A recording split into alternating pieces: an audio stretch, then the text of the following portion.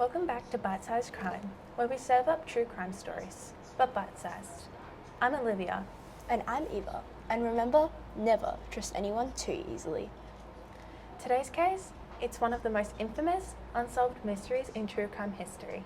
A case that still sends shivers down people's spines. We are talking about the Zodiac Killer. A serial killer who taunted the police, left cryptic messages, and terrified the people of California in the late 1960s and early 70s. And despite all the investigations, suspects, and theories, we still don't know who he was. Before we dive in, just a quick warning. This case involves murder, violence, and some really disturbing details. If that's something you're not up for today, take care of yourself, and we'll catch you in the next one. Let's take it back to December 20th, 1968.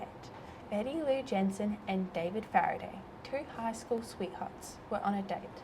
They pulled over at a lover's lane spot near Vallejo, California. What was supposed to be a romantic evening turned into horror. They were found shot to death in what police later called an execution-style killing. No robbery, no apparent motive, just pure brutality. At first, police thought it was an isolated case, but then 6 months later, it happened again. July 4th, 1969.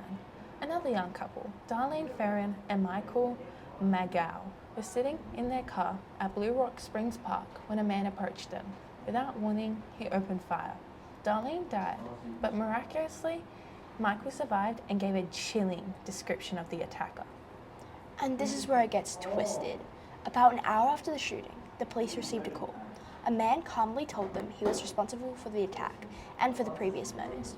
He even gave details that hadn't been released to the public. And then, the letters started arriving.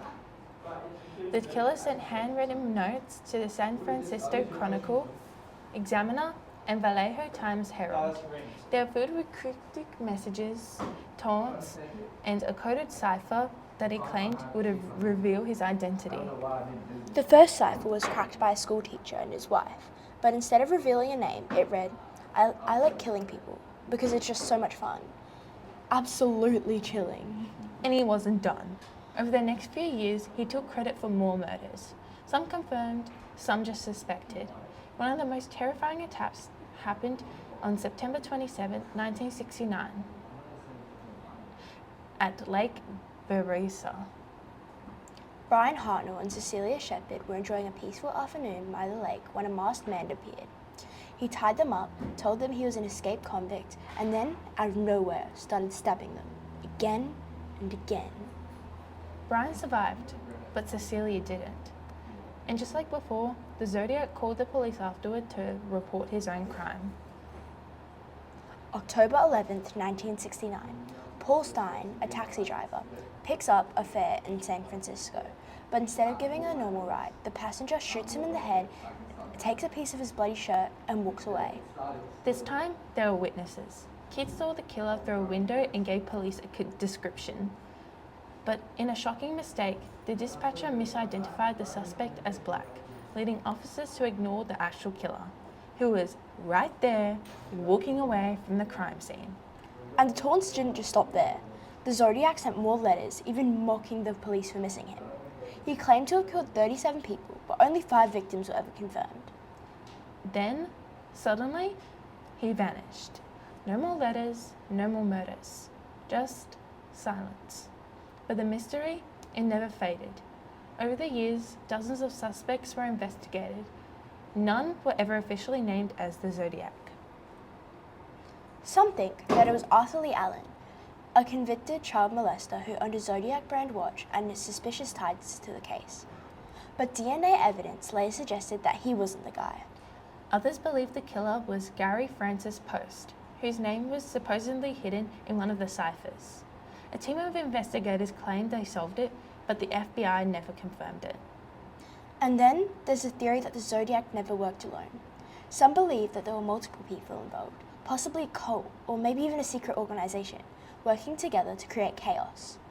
Could that explain why the letters kept coming even after the murders had stopped? And let's not forget about the bizarre letters filled with cryptic symbols, threats, and even references to pop culture at the time. The Zodiac seemed obsessed with controlling the narrative. He wanted the fear, the headlines, the attention. Some experts believe that the Zodiac may have been a police officer or someone with deep knowledge of law enforcement. His ability to evade the police, manipulate investigators, and communicate so precisely suggests he was no amateur. One of the most chilling aspects of the case is that his final letter was in 1974, and then nothing.